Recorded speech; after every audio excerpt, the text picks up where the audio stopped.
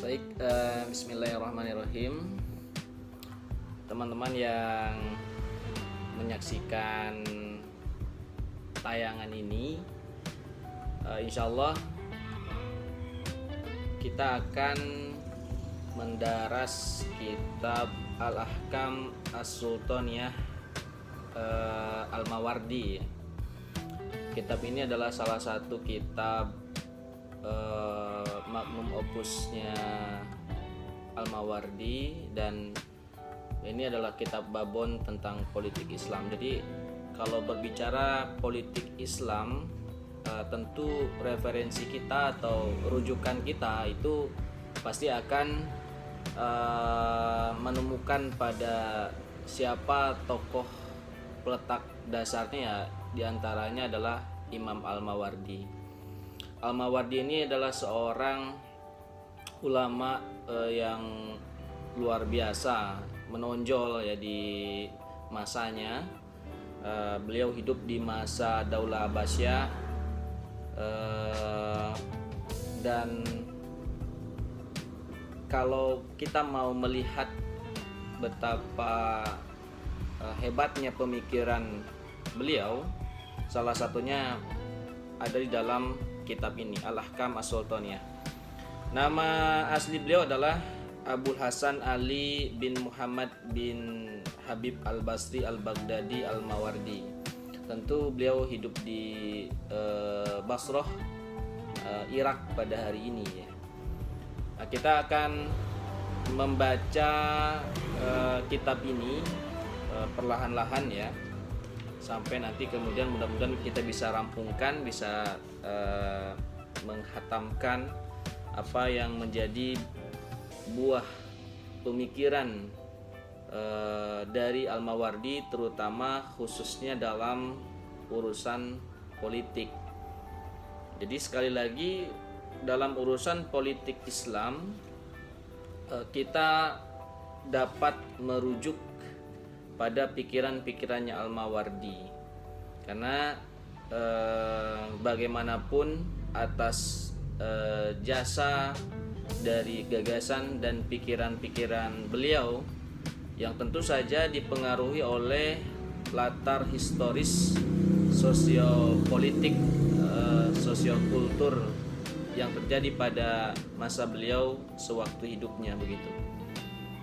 Teman-teman yang Allah muliakan, langsung saja kita bahas pada bab yang pertama. Jadi buku ini, kitab ini berisi tentang tentu politik ya, pikiran politiknya Al-Mawardi. Kemudian karena politik juga berkaitan erat dengan ekonomi, Al-Mawardi juga membahas masalah ekonomi yang berkaitan dengan politik itu sendiri di dalam kitab ini, yang bersinggungan juga dengan persoalan-persoalan sosial dan hukum ya, berkaitan dengan ahkam atau hukum-hukum yang tentu diilhami oleh realitas politik pada saat itu. Kita langsung saja pada bab yang pertama, Al-Babul Awal, bab yang pertama, fi aqdil imamah, dalam mengangkat pemimpin. Al-imamatu maudu'atun li khilafatin nubuwah. Pemimpin itu atau imamah, kepemimpinan itu bertugas untuk melanjutkan kepemimpinan Nabi, khilafatin nubuwah ya. Fi hirasatiddin, dalam urusan menjaga atau merawat agama, wa siyasatid dunya, dan mengatur urusan dunia supaya ada kebaikan atau maslahat di dunia itu, tentu dengan mengangkat pemimpin di situ. Nah, di sini juga kita bisa membayangkan bahwa tema mengangkat pemimpin menjadi penting di dalam politik Islam ya, karena berkaitan dengan urusan yang bukan urusan yang sepele, bukan urusan yang gampang ya, urusan yang besar luar biasa, yaitu berkaitan dengan kepemimpinan agama dan kepemimpinan dunia. pimpinan agama tentu di sini sikap kita mutlak mesti berlandaskan kepada Quran dan Sunnah, ya, walaupun tidak menafikan bahwa kehidupan dunia ya harus paripurna kita merujuk pada Quran dan Sunnah. Jadi satu hal yang mesti dipikirkan matang-matang. Maka di sini berkaitan dengan politik Islam, karena kepemimpinan ini menjadi terminologi dalam politik, sudah sepatutnya kita merujuk pada bagaimana konsepsi Islam dalam berbicara relasi agama dengan politik, ya, dan strateginya dalam mengatur kebijakan-kebijakan yang berkaitan dengan muamalah dan sebagainya. Jadi ini perkara yang sungguh luar biasa, perkara yang sungguh hebat. Jadi harus hati-hati tentu. Wa aqduha liman yaqumu biha fil ummati wajibun bil ijma'i wa in syadda anhumul asam. Dan mengangkat pemimpin ini di dalam umat kita itu hukumnya wajib berdasarkan ijma para ulama, walaupun ada yang tidak sependapat di kalangan mereka, ya. Al-Asam tidak sepakat dengan, ada yang tidak sepakat dengan hukum wajibnya begitu. Wahtalafa fi wujubiha, dan perbedaannya itu dalam urusan wajibnya, ya. Hal wajabat bil aqli au bisyar'i, itu pun dalam wajibnya itu dalam perspektif akal, menurut akal ataupun menurut syariat gitu. Jadi mengangkat pemimpin itu wajibnya itu menurut akal atau menurut syariat, gitu ya. Faqalat ta'ifatun, dan ada sekelompok yang berpendapat wajabat bil aqli, wajib mengangkat pemimpin itu dengan akal, perspektif akal. Lima fitiba'il uqala'i minat taslimi li za'imin yamna'uhum minat tadallum wa yabsilu bainahum fi tanazu'i wa takhasum.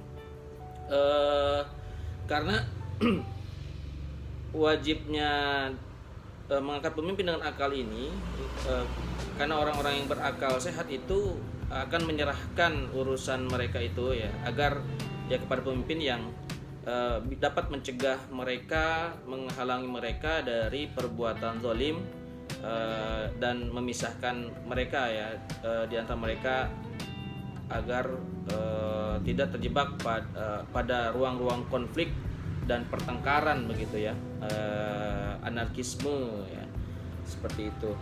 Jadi kalau akal menjadi satu alasan memilih pemimpin itu wajib, karena tadi pemimpin yang baik itu nanti pada akhirnya dapat mencegah mereka agar tidak masuk dalam ruang-ruang kezaliman, ya, pertengkaran, permusuhan, anarkisme, ya, dan sebagainya, ya. Walaulal wulatu lakanu fawda muhmalin, kalaulah tidak ada pemimpin maka akan terjadi kekacau balauan, chaos, ya, tindakan yang sangat kacau gitu, kira-kira terjadi kekacauan.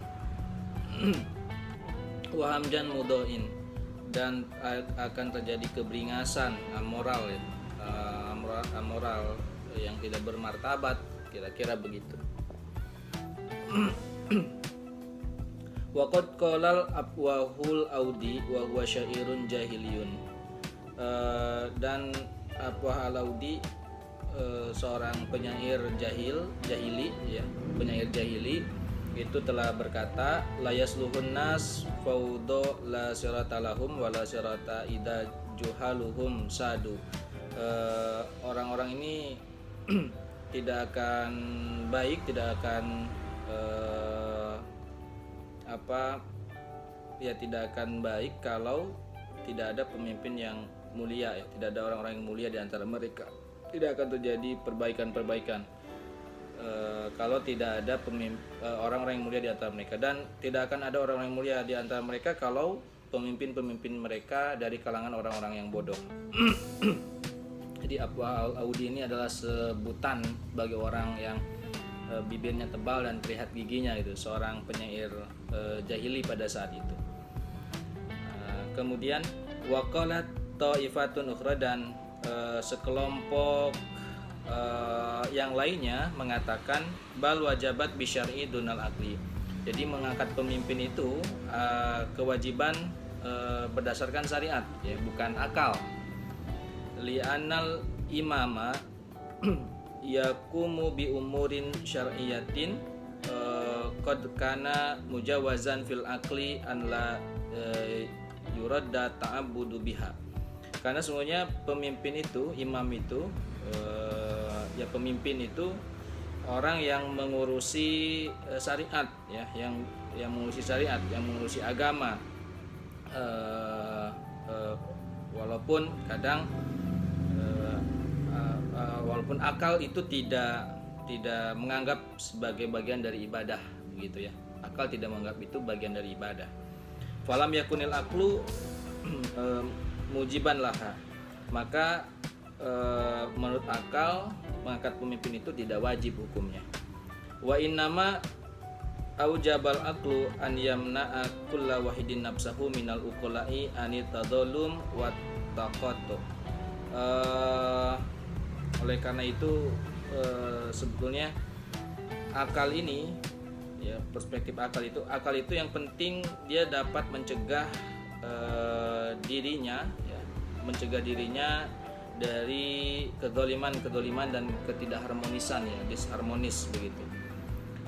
Wa yahudu bi muqtadil adlu fi tanasuf wa tawasul, dan bisa mengambil atau menempatkan keadilan, ya, dalam